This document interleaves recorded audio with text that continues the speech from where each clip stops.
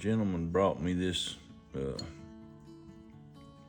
military issued knife. He was issued in the Navy around 50 years ago, and he's wanting to hand it down to his grandson. Asked me to restore it, so I'm going to give it a whirl.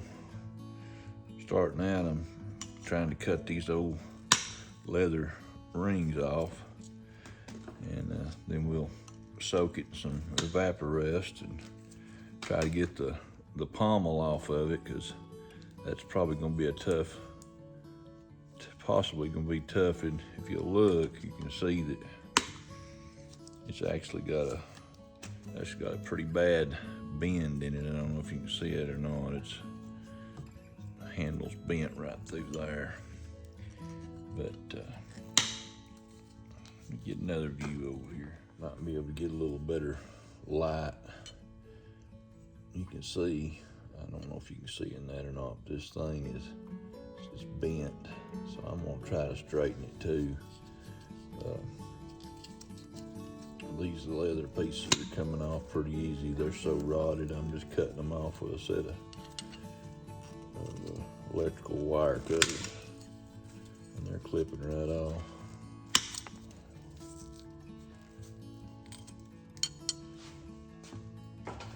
If I can get it cleaned up and get this pommel nut off, it'll be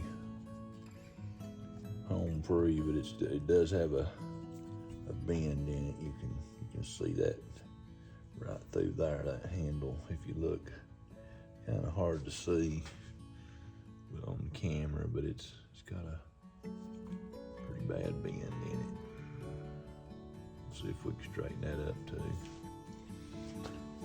These knives are not real valuable, but the sentimental value on this one, he wants to hand it down to his grandson. I normally don't do restorations like this. I usually just make new knives, but my son's in the military, and I got a lot of respect for our veterans and anybody that served.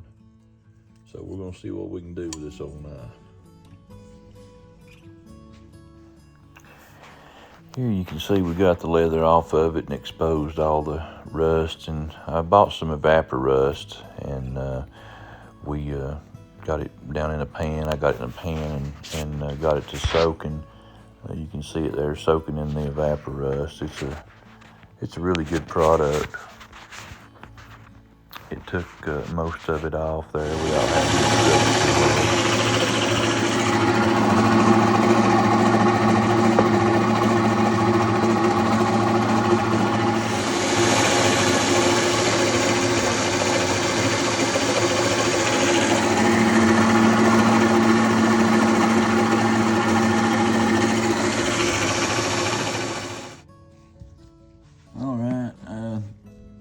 This is the knife that I'm restoring for a gentleman. He was issued the knife. I've been working on it. Y'all seen a video of it earlier. It's similar to this knife. This was a gentleman in the Air Force. He worked on Air Force airplanes, and he got a few of these knives out, the survival knives that were in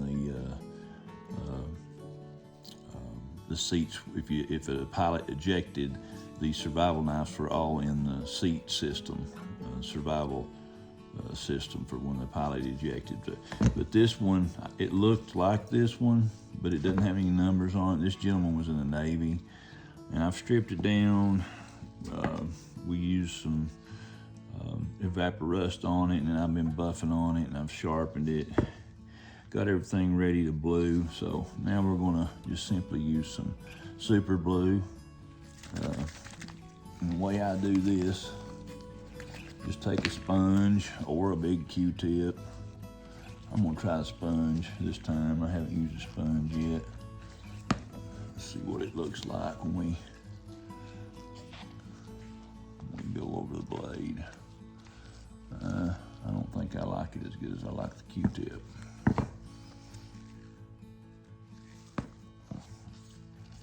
This is simply, you see how much darker that is now? Yeah, that does. The Q-tip does a lot better bluing job. Applying it, the applicator is working a lot better that way.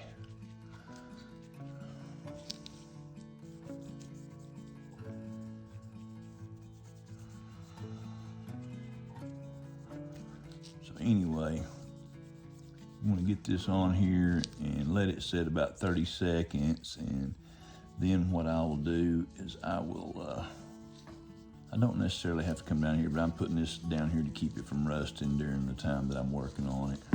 I'll end up sanding this again before we epoxy the stacked leather handle. Here's the butt cap. Of course, I'll have to sand it again. You see how it's kind of acid etching that metal, and that blue will protect it from rusting and take it back to the original color that it was as well. We'll leave it on there just a minute or so, and we'll take it in here and rinse it off. All right.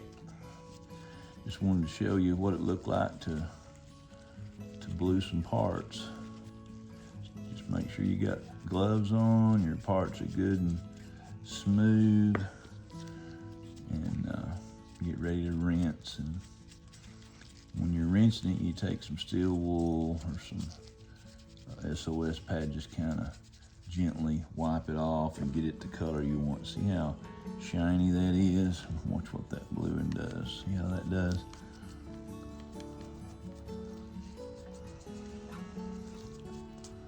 Very simple process. You just got to make sure it's clean, smooth. Clean it with acetone after you get through doing all your sanding and polishing. The main thing is cleanliness. The smoother you get it, the better your finish will be.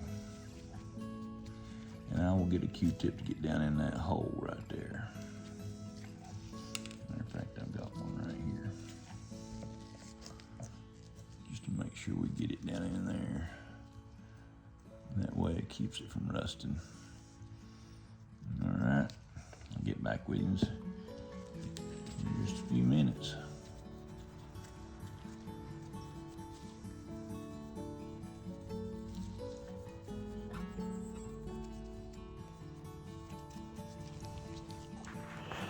Here's what it looks like after I put a coat of oil on the blade. You want to oil it after you blue it. And here's our leather washers. We're getting ready to stack the washers on there. So what I'm doing now is taking time to tape up the parts so they don't get epoxy on them.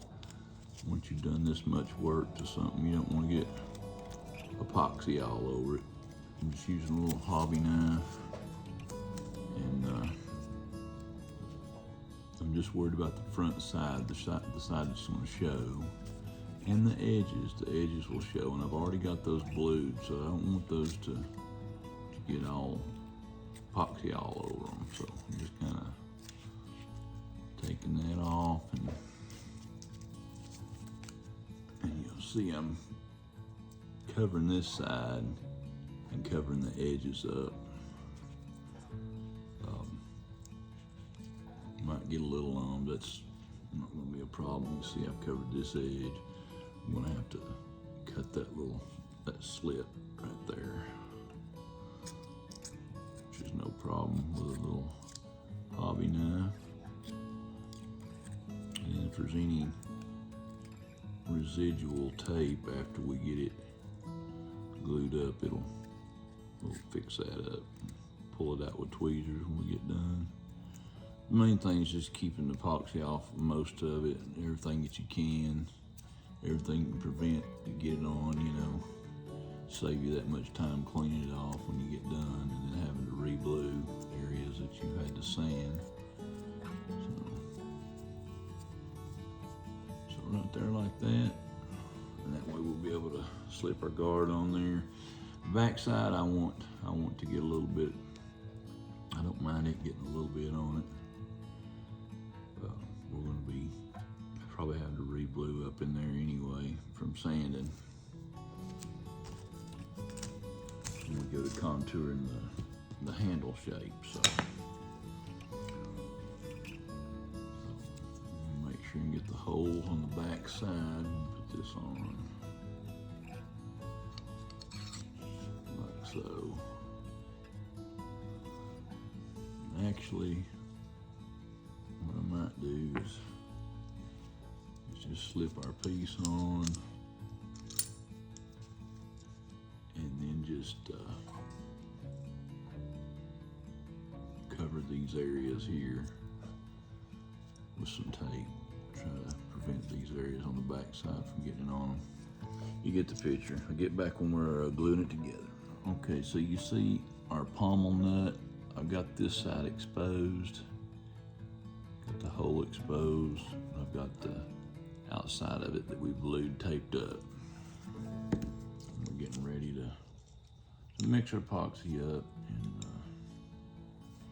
yeah, getting ready to go here. Well, I'll tell you, this thing's turning out a lot nicer than I thought it was going to. I've cleaned it up. It's not perfect. I sharpened it and I blued it after we stripped all the rust off of it with vapor rust. And now I am just doing a pre-fit up with some leather washers to see comparatively if these are going to be big enough to make the swell in the middle of the handle, and I think they are. I think they're pretty big. Here's a similar knife that was issued at a different time, the Air Force knife, Navy knife. I think they're pretty much the same knife. And this is the Mr. Waters' knife, the gentleman that brought it by, and he wants to pass it down to his grandson. So I'm restoring it for him, trying to. I think it's going to turn out pretty good. I got the pommel off and got this straightened out, had to heat it with a torch and hammer it out on the anvil. But I think it's going to turn out pretty decent if I can get the leather stacked on, epoxied on, and then contoured the way it's supposed to look.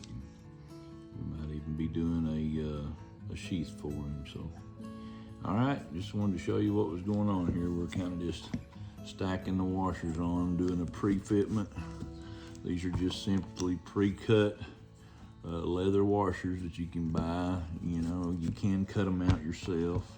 It's a little more work, but hey, these are very cost efficient and time saving. So just want to make sure I got enough of them before we start gluing it up, and I don't want to end up with not having enough, and we've got epoxy everywhere. So all right, I'll bring you back when we get ready to get it all together and start contouring that leather.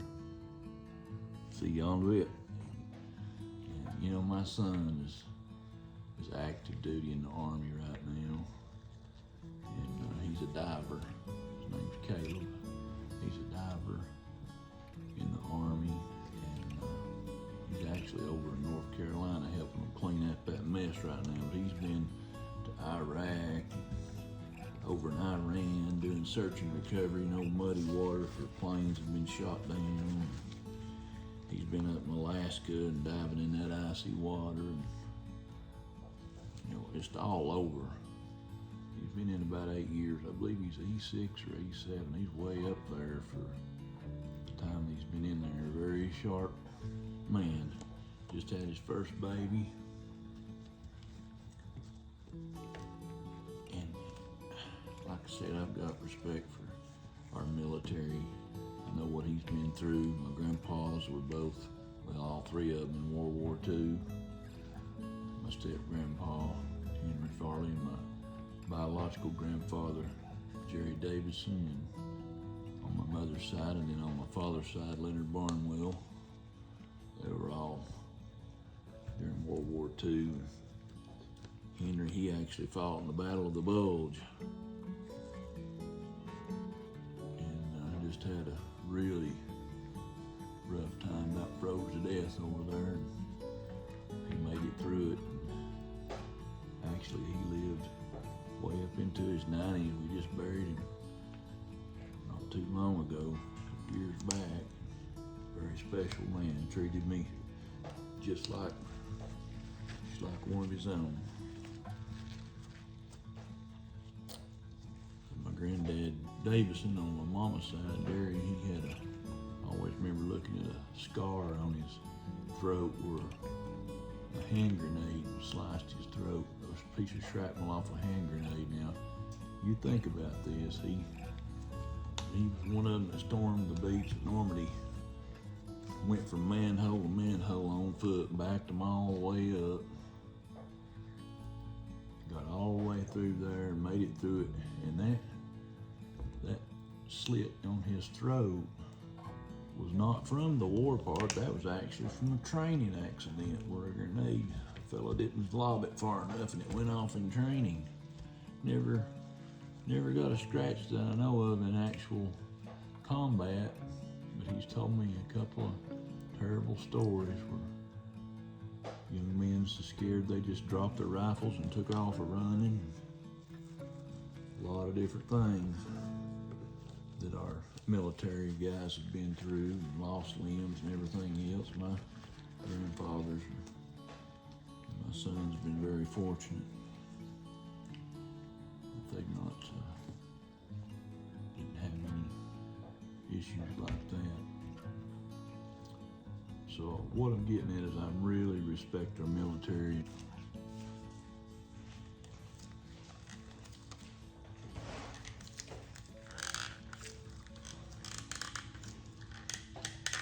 All right, you see how I've got that locked on there? Got it pressed on good and tight. And we're gonna let that cure.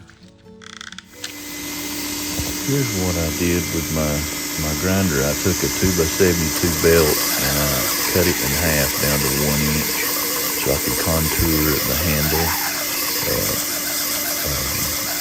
and make a swell in the middle of it. And so it's a lot easier to do that.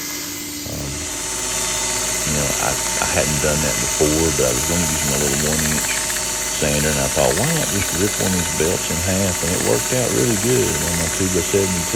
So I'm using a 1x72 belt there on a 2x72 grinder.